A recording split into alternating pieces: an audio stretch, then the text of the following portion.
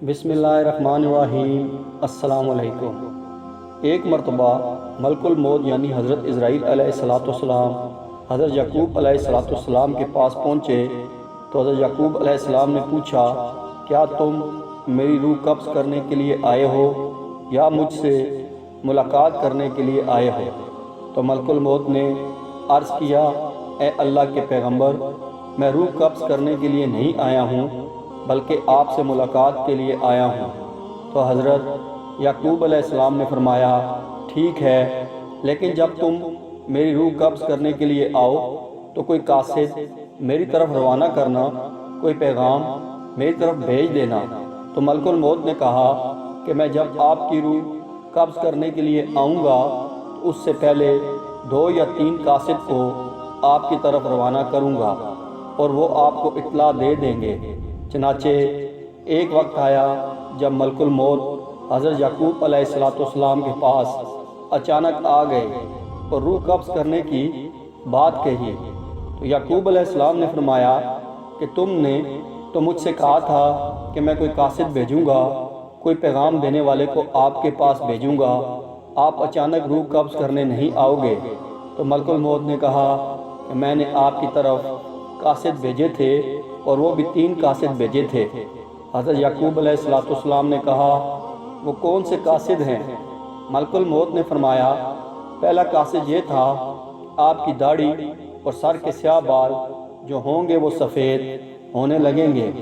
دوسرا قاصد میرا یہ تھا کہ آپ کے جسم میں جو طاقت اور توانائی تھی وہ ختم ہونے لگے گی اور آپ کے جسم میں کمزوری آنے لگے گی۔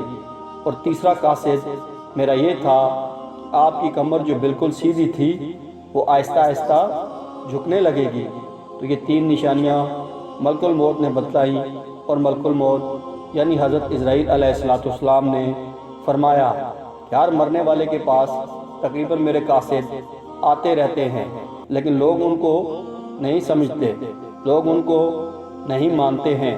اگر مرنے والا بندہ اپنی زندگی میں نیک و تقوی میں مشہور تھا، پھر اس کی موت کے بعد اس کا چہرہ خوبصورتی سے چمک اٹھا تو یہ ایسی علامت ہے جس سے اچھا تاثر لیا جا سکتا ہے اور اس پر خیر کی امید کی جا سکتی ہے۔ مثال کے طور پر مرنے کے بعد لوگ اس کی تعریف کریں اور اس کے لیے دعائیں کریں تو یہ اس کے نیک ہونے کی نشانی ہے۔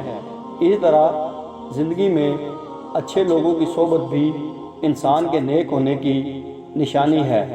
حسن خاتمہ کے بہت سے اسباب ہیں جن میں اللہ کی اطاعت پر استقامت، اللہ تعالیٰ کے بارے میں حسن ظن، سچائی، پرہیزگاری، توبہ، موت، کثرت سے یاد کرنا اور دنیاوی چاہتیں مختصر کرنا، آخرت کی فکر اور نیکوکار لوگوں کی صحبت قابل ذکر ہیں۔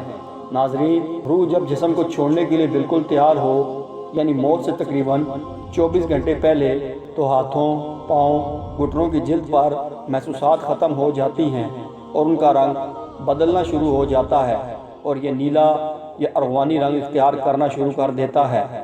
یہ نشانی واضح نشانی ہے جس میں سانس اکھڑنا شروع ہوتا ہے اور بے ترتیب ہوتا چلا جاتا ہے اور دھیرے دھیرے بجھ جاتا ہے۔ حضرت عائشہ صدیقہ رضی اللہ تعالیٰ عنہ سے روایت ہے کہ رسول کریم صلی اللہ علیہ وآلہ وسلم نے ارشاد فرمایا کہ جب اللہ تعالیٰ کسی بندے کو نیک بخت بنانا چاہتا ہے تو مرنے سے 1 سال پہلے ایک فرشتہ اس کے پاس بھیجتا ہے اور وہ اس کو درست کرتا ہے اور نیک عمل کی طرف خواہش دلاتا ہے یہاں تک کہ وہ نیک حالت میں مرتا ہے اور سب لوگ کہتے ہیں یہ شخص نیک حالت میں مرا ہے۔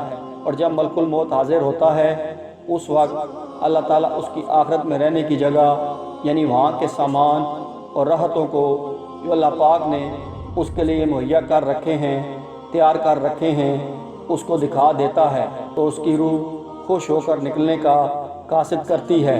اس وقت یہ شخص اللہ تعالیٰ کی ملاقات کے لیے کرتا ہے اور اللہ تعالیٰ اس کی ملاقات کو پسند بھی کرتا ہے۔ پھر ملک الموت روح قبض کرتا ہے اور جب اللہ کسی بندے کے ساتھ برا کرتا ہے تو مرنے سے 1 سال پہلے اس کے پاس ایک شیطان بھیجتا ہے، وہ اس کو گمراہ کرتا ہے اور بہکاتا رہتا ہے یہاں تک کہ بری حالت میں مرتا ہے۔ اور سب لوگ کہتے ہیں کہ بری حالت میں مرا، اور جب ملک الموت حاضر ہوتا ہے اس وقت اللہ تعالیٰ اس کی آخرت میں رہنے کی جگہ اس کو دکھاتا ہے، تو اس کی روح خوف سے بدن کے اندر گھس جاتی ہے۔ اس وقت اللہ کی ملاقات یعنی سامنے آنے کو یہ پسند کرتا ہے، اور اللہ اس کی ملاقات کو بھی پسند کرتا ہے۔ اس وقت اللہ کی ملاقات یعنی سامنے آنے کو یہ ناپسند کرتا ہے، اور اللہ اس کی ملاقات کو بھی ناپسند کرتا ہے۔ پھر ملک الموت اس کی روح سختی سے کھینچ کر قبض کرتا ہے۔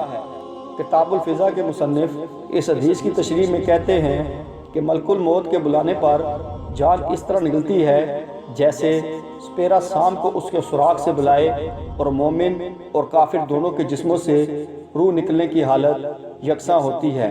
فرق صرف یہ ہے کہ مومن کی جان تو خود نکل جانا چاہتی ہے، اور کافر کی جان ہو تک آ کر جسم کے اندر واپس جانا چاہتی ہے۔ حضرت جابر رضی اللہ تعالیٰ عنہ سے روایت ہے کہ میں نے رسول اللہ صلی اللہ علیہ وآلہ وسلم کو وفات سے 3 دن قبل یہ کہتے سنا کہ تم میں سے جو کوئی مرے تو اس حالت میں مرے کہ وہ اللہ کی نسبت اچھا گمان رکھتا ہو۔ اللہ تعالیٰ کا ساتھ اعمال صالح سے پیدا ہوتا ہے، پس حاصل ارشاد کا یہ ہوا کہ اعمال صالح کی پابندی اس قدر کرو مرتے وقت حق تعالیٰ کے ساتھ حسن ظن پیدا ہو جائے۔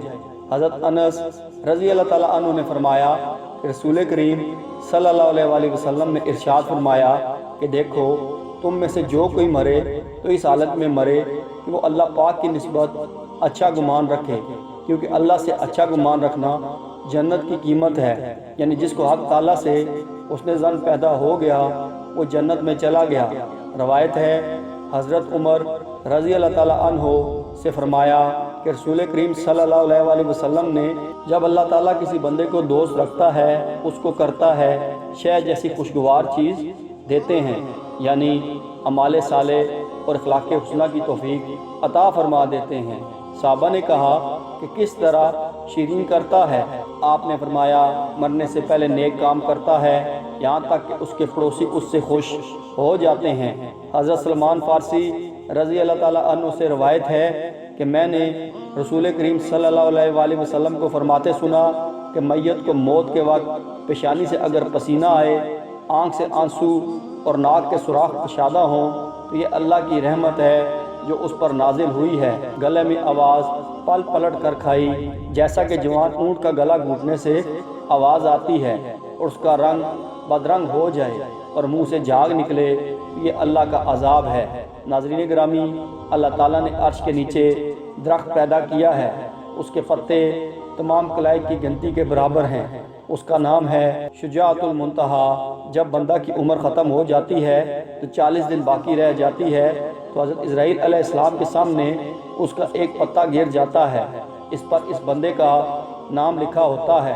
اس وقت کے تمام فرشتے اس کو مردہ کہتے ہیں، یعنی مردوں میں شامل کر لیتے ہیں، اور وہ دنیا میں 40 دن تک زندہ ہے۔ جب 40 دن پورے ہوتے ہیں تو ملک الموت اس کے پاس آتا ہے اور اس کے سامنے بیٹھتا ہے۔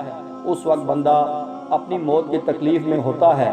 جب ملک الموت کو دیکھتا ہے تو گھبرا کر پوچھتا ہے کہ تم کون شخص ہو اور تمہارا کیا ارادہ ہے؟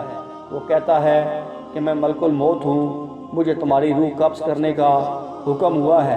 یہ سن کر وہ منہ پھیر لیتا ہے اور آنکھیں پتھرا جاتی ہیں۔ ملک الموت کہتا ہے تو مجھ کو نہیں جانتا، میں وہ ہوں کہ جس نے تیرے رشتہ دار اور تیرے ماں باپ کی روح قبض کی ہے، اور آج تیری روح قبض کروں گا۔ تو نے دنیا کا حال کیسا دیکھا؟ بندہ کہتا ہے میں نے دنیا کو بے وفا اور مکار پایا۔ پھر اللہ تعالیٰ کے حکم سے دنیا اس کے پاس آئے گی اور کہے گی اے نافرمان، تو نے اپنے رب کی کس قدر نافرمانی کی اور کس قدر تو نے گناہ کیے، تو نے نصیحت کی، بہت ساری باتیں سنی، لیکن تم نے جانا کہ ہم دنیا میں ہمیشہ رہیں گے۔ یاد رکھو کہ میں تجھ سے اور تیرے اعمال سے بیزار ہوں۔ پھر اس کا اعمال اس کے سامنے آئے گا اور کہے گا اے نافرمان، تو نے ناحق طریقے سے مجھ کو حاصل کیا، اگر تو غریب اور مسکین پر خرچ کرتا آج تیرے کام آتا۔ روایت میں ہے کہ جب آدمی کی زبان بند ہو جاتی ہے 4 فرشتے اس کے پاس آتے ہیں اور سلام کرتے ہیں۔ پہلا فرشتہ آتا ہے، وہ بعد السلام کہتا ہے اے بندے اللہ کے، میں تیری روزی پر موکل تھا، میں نے تمام زمین پر پورا پرچم تک تلاش کیا مگر تیری روزی کا ایک لقمہ بھی کہیں نہ پایا۔